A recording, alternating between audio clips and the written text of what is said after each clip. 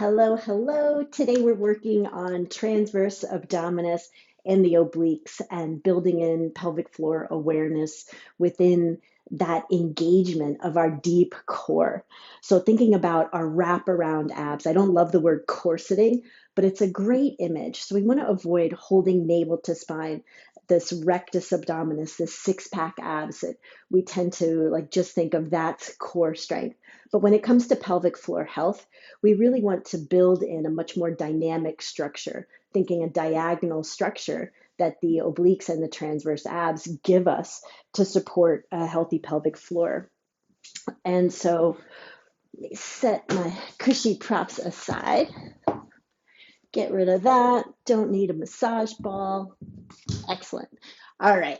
So thinking strong core. And so rooting down through the fingers spread wide, we'll tuck the toes. I like engaging the transverse abs by bringing one hand to the low belly and pressing up until you feel the low back and the mid back, the quadratus lumborum, these like tenderloin muscles, until you feel them kind of flatten out. And then you use the core to keep that stable and strong. And we'll start slow. So take a deep breath in, pelvic floor softens and lengthens. And a deep breath out, feel that little tone. And then we'll just extend one hand a couple inches forward. And so I'm not lifting it way up. I'm just starting slow. Shoulder stays over the wrist on the other side. And I'm not letting my shoulder drop down or my hip drop down or come out of square. And I'm breathing. Equal pressure down through the feet. And then set that down. Deep breath in. And deep breath out, strong core. And then bring the hand to the low belly, press up. Keep the thought of this corseting abs going. So back ribs to front ribs to back ribs, thinking even one hip toward the opposite ribs.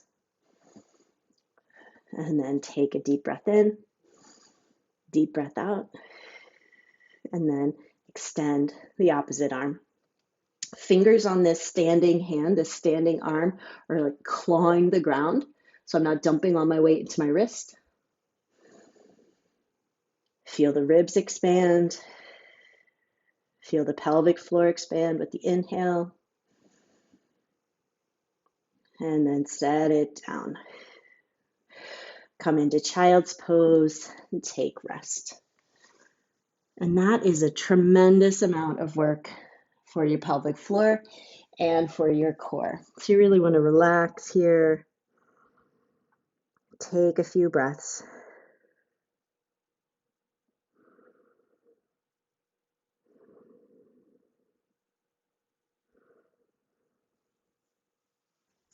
And then when you're ready, come on up.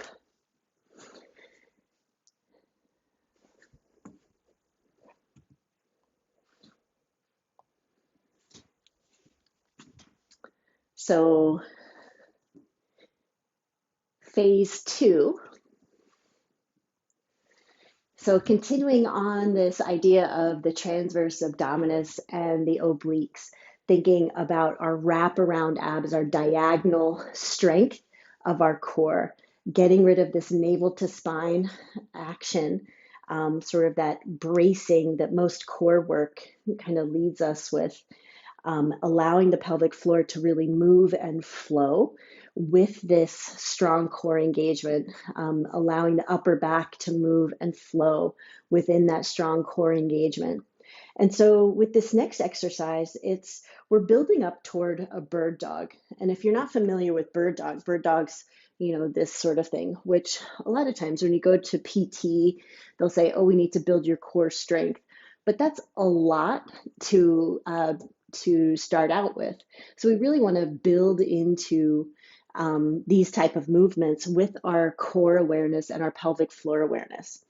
And so we're going to start just like we did with our last building up to bird dog in our all fours. Bring one hand to the belly, press up. Feel those core muscles engage. So back ribs to front ribs.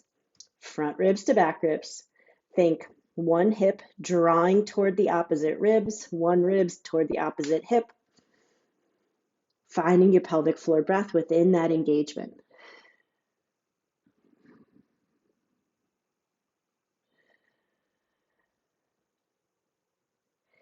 And then keeping the right toes tucked, we're just going to press the left leg long and then re-engage so that that left hip isn't dropping down and I'm not coming up into more of a side plank shape.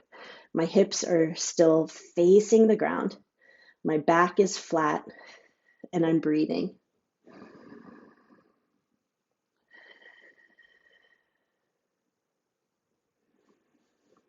And this is a lot of core work.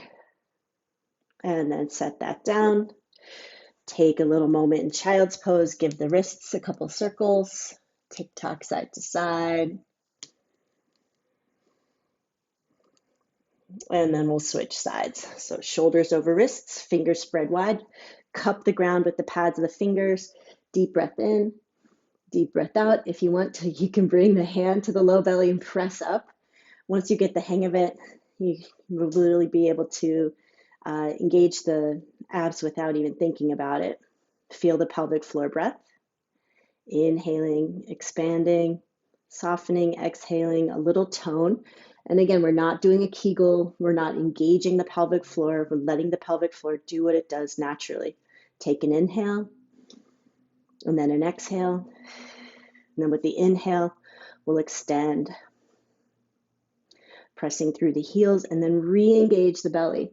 So the tendency is to let this hip drop down or let the other hip drop down. So we're seeing if we can keep the hips level.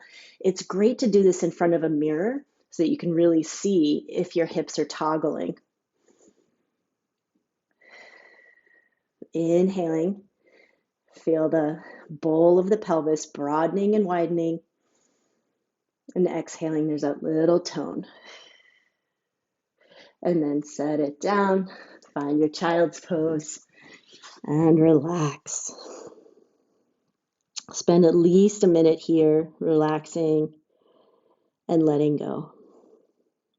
Breathing in that 360-degree way.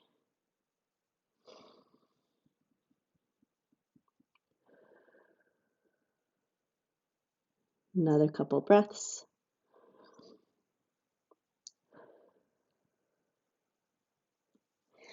And then we'll come up. Let me know if you have any questions.